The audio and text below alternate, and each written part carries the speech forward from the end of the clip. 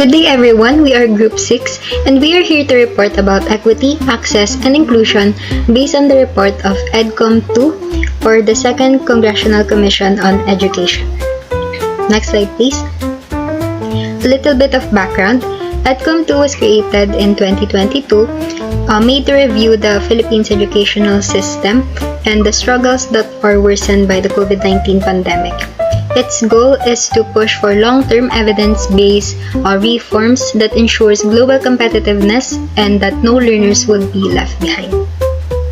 So let's start with the early childhood. Did you know that only 25% of children get the recommended nutrition that they need for their first 1,000 days? So it resulted to 1 in 4 under 5 children that are stunted. And stunting affects brain development and the readiness to learn. So to address this, DepEd is pushing for upscale of school-based feeding programs and child development centers and integrate nutrition with early childhood care and development services. And to monitor this, DepEd is tracking the coverage and nutritional indicators such as attendance, growth metrics, and other learning indicators. Next. Most grade 3 learners are 1 to 2 years behind in literacy and numeracy due to the pandemic and also because of the lack of resources. So, EDCOM 2 highlights the launch of a National Learning Recovery Program including Catch-up Fridays, remedial instructions, and digital platforms for wider access. And to monitor this, we could use national assessments such as the National Achievement Test and regular progress reports to ensure that the learning gap is closing. So the issue with equity is also found in access to textbooks. In January 2025, only 35 out of 94 core textbooks are fully delivered in schools. So DepEd is pushing for increased funding for materials by the Department of Budget and Management and partnerships with the LGUs to improve logistics and delivery. And to monitor this, there is a digital system that checks the inventory and ensures that the textbooks are delivered on time. Next. For the inclusion of students or learners with disabilities, the Inclusive Education Act was implemented in December of 2024. So there's supposed to be 32 ILRCs or Inclusive Learning Resource Centers. However, only 12 are fully operational. This center is supposed to have pediatricians, psychologists, and therapists, but according to EDCOM 2, they are understaffed. So, the EDCOM 2 highlights the staffing gaps and calls for better coordination of DOH and DepEd. So, to track the ILRC's functionalities and also the learners' outcomes. Next is school leadership and infrastructure equity. So, for strong school leadership and basic infrastructure remain critical yet underdeveloped areas po. As of school year 2023 to 2024, only 45% of public schools have principals, and leadership development has stalled since 2018 po.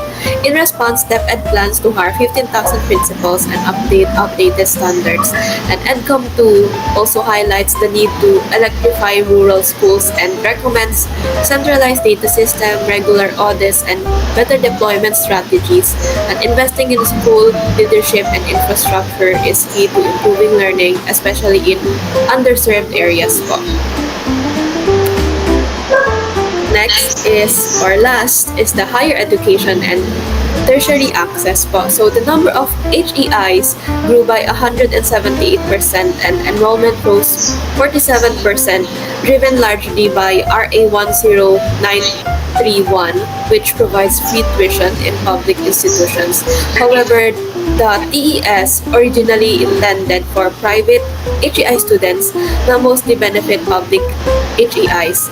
71% of guarantees are in public schools, weakening the public-private balance, and regional gaps also persist with NCR and CAR leading, while BARM lags at 18.7%. So CHED's development funding also declined sharply from 86% in 2016 to 11% in 2022. And EDCOM 2 recommends reviewing RA 10931, supporting private HEIs and strengthening monitoring systems to ensure equity and quality po. Next is implementation and governance mechanisms. So for legislation and policy coordination, EDCOM 2 pushes for full implementation of key laws like Inclusive Education Act, RA 11650, and RA 10931. It emphasizes collaboration among DepEd, CHED, TESDA, DOH, DBM, and LGUs to close service gaps and align programs. And without local coordination, these reforms can fully benefit learners po. Next is staffing and role redesign. DepEd is reforming staffing by hiring 15,000 principals and 19,000 administrative officers to reduce teachers' admin load. DepEd orders number 002 and 005 shift non-teaching tasks to support staff, allowing teachers to focus on instruction and improving school efficiency po. And last is data-driven monitoring. So EDCOM 2 po uses data-driven approach relying on national assessments, nutrition metrics, ILRC data, and audits backed by 97 studies and 45 field consultations po. And this system helps track progress, identify gaps, and adjust strategies in real time to better serve learners. For broader impact po of education, we have career and economic benefits. So education is more than academics po. It's a path to jobs, income, and national progress po. So EDCOM 2 stresses the need for equitable access. So all Filipinos, especially those in underserved areas, can gain skills, complete school, and enter the workforce po. And the report calls for stronger governance and targeted support, investment in TVET and data-informed policies to make education a driver of economic growth. And support sustainable development. Education also drives sustainability po. EDCOM 2 highlights the importance of teaching science, critical thinking, and civic values to prepare students for real-world challenges like climate change and community resilience. Building these skills across all education levels, from early childhood to higher ed and TVET, is key to shaping a responsible, future-ready generation po. To conclude, EDCOM 2 addresses long-standing issues through reforms rooted in equity, access, inclusion, and governance. And progress is visible in areas like nutrition, early learning, and school leadership, backed by clear plans and monitoring. But challenges remain po, such as staffing delays, textbook shortages, and uneven implementation, especially in BARM. To succeed, reforms need stronger interagency coordination, local engagement, and accountability po.